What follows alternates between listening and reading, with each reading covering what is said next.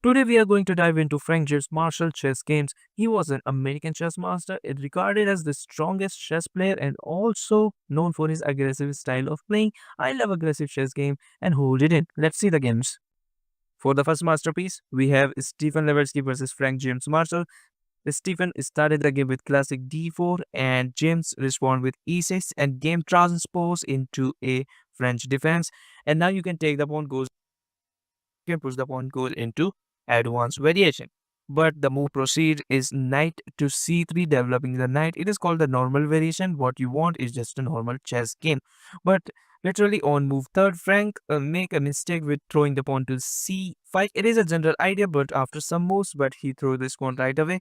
And why this move is a horrible? Because this pawn take pawn, and after pawn take, you take this pawn. If bishop take, you lose the pawn in the center, and you are just down a pawn, and it is not going to be good in the middle game and in the end game as well. But the Stephen also missed the idea and played knight to f3, and this is what we call a mutual blindness. Frank missed the idea and Stephen also missed the idea. But the game proceeded with knight to c6. Still you can do that. Still you can do that. But just e takes d5, and after pawn take, he doesn't take this pawn. I don't know why, and instead he just developed the bishop to e2. The best move for the bishop is not here. You can just go bishop to b5 just to pin the knight to the king, and it is going to be good. Knight can't take the pawn, and it is not going to be possible. But that doesn't happen in the game. Bishop, yeah, e2, what we can say. And now knight f6, developing the another piece into the game. So far so good. Black is doing great and white also doing great job. Castle the king, and now bishop e7. The idea of bishop e7 is just simple. We are going to castle in the next move. Bishop to g5, pinning the knight to nothing because there is a bishop in between, and that's why castle. And d take c5. So if you take this, it's going to be pinned, and now there is multiple lines open. That's like knight take pawn open up, but doesn't happen in the game. Bishop to e6, protecting this pawn, and now Stephen sees that he can throw the knight into the position. So if knight take, you take with the queen, gets the rapid development of the queen and centralized queen. But black just take the pawn on c5. Knight takes the e6, that is knight take bishop, of course, pawn take knight, and now he play the move bishop to g4, threatening the pawn that is just undefended. How are you going to defend this pawn? Queen to d6. I just want to show you a line that computer say play this, and it is a draw. In this position, computer say take the bishop. That's what computer say, take the bishop. So after this, if he takes your queen, you play, you know what you play? You play rook take pawn. Rook take pawn. So if it takes, what you have is just this move, threatening the queen. And if queen go here like just to wants to sacrifice itself, you just go like check, king move, check, king move, check, and make a 3 for repetition. By doing this, it is a draw. Uh, can a human find this line? I don't know. But that doesn't happen in the game. And the game proceed with, yeah, bishop to h3. Just going, putting the bishop into just a corner. Why? I don't know. First of all, the Frank play the move queen to d6 and then bishop to h3. I just miss a move. Rook to e8, just protecting this undefended, but defended by the queen. So this is pawn is now protected by the rook as well. Queen to d2, tying up with the square bishop, and bishop b4, putting the knight to the queen, and bishop take knight. Rook take bishop, and now rook a d1, tying up with the queen, making a battery on this d file whenever it's going to open. Queen to c5, and looking at this pawn, and what you have is queen to e2. I don't know, queen to e2 does what, because it is just a move that attack the pawn that is just protected, and also the bishop and queen also tying up on this pawn, and this knight is now unpinned, so this knight can move, and that's what happened. No, bishop take knight, and after pawn take bishop, we take the pawn that is just extra, and now he play rook takes d5. What is this? This is completely horrible, horrible stuff. Rook takes d5 is so unpredictable move. It's not even look possible. Stephen see that he can sacrifice the rook.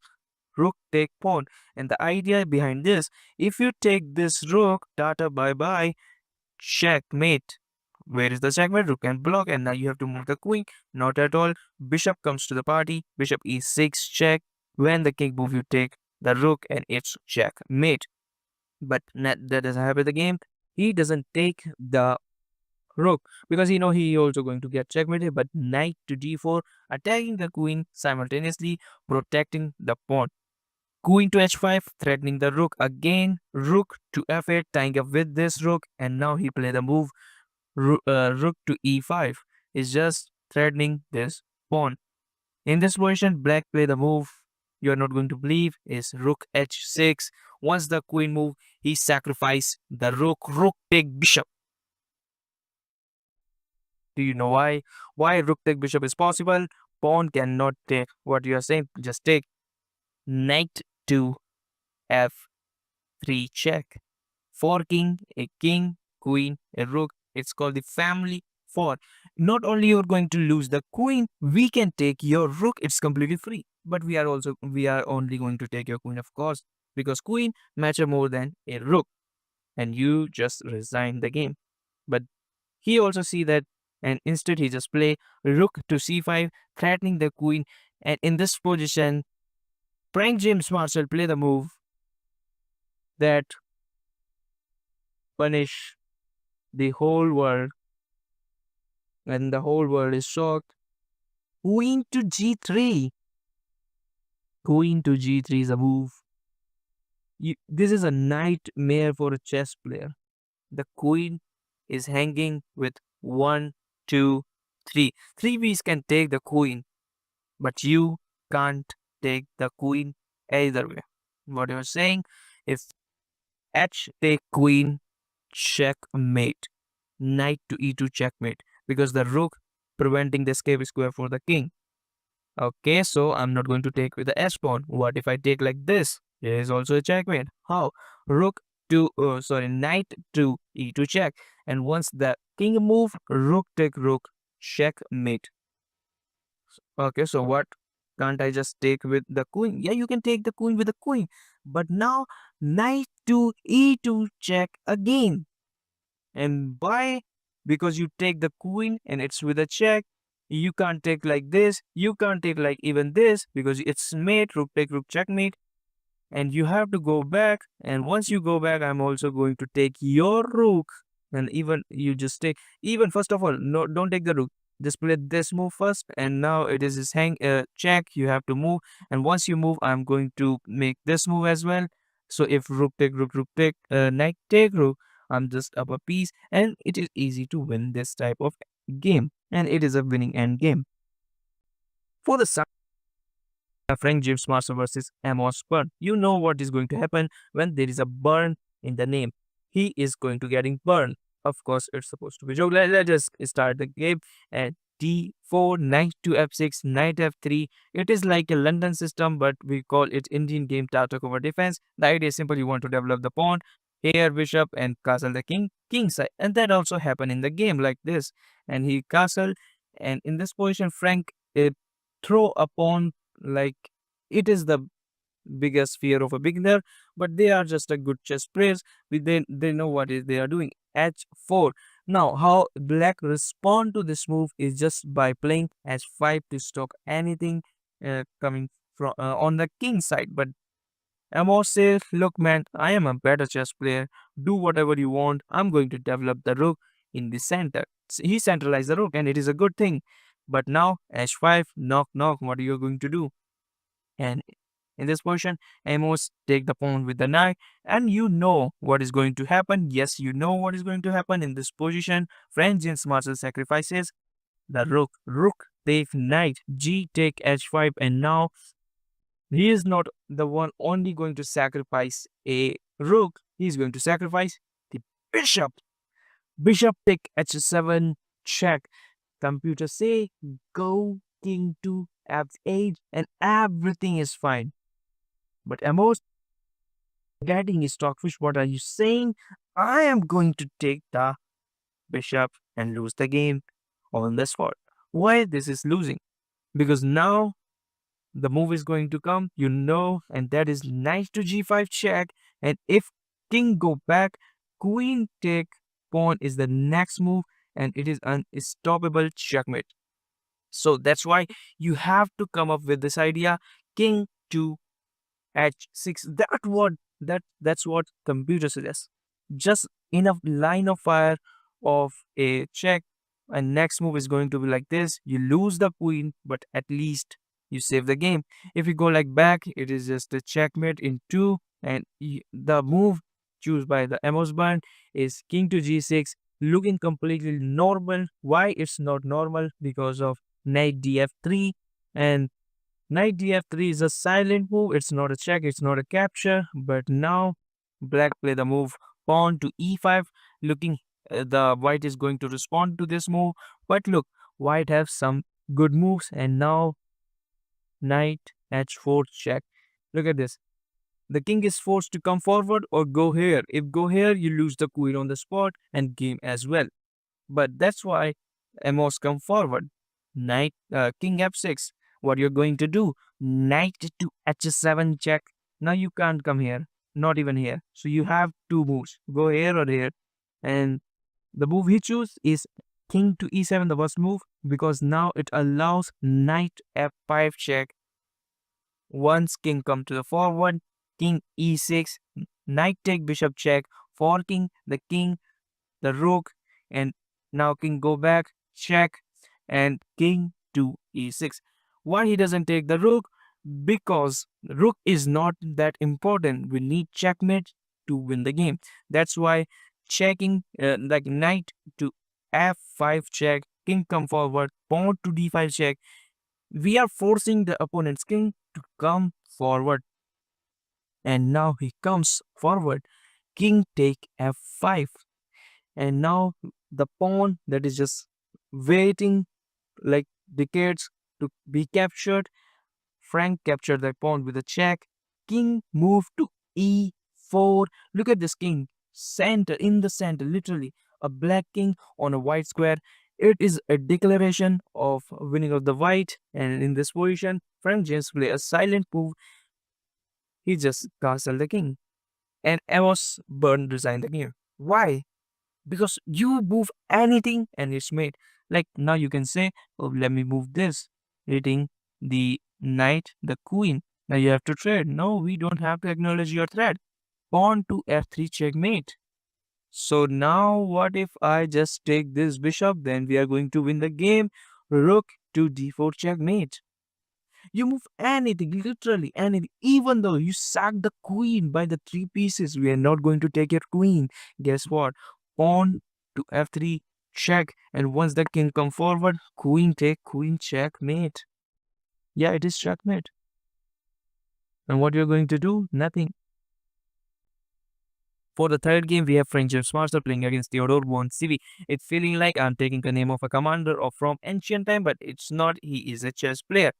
And the game proceed with e4, e5, f4. It is called the King's Gambit. Black accepted, and white has to develop the knight to avoid any queen checks. And in this position, Theodore respond with g5, just protecting the pawn. And sometimes player loves to play this move, that is d4, to attack this pawn. But this pawn is protected by the pawn.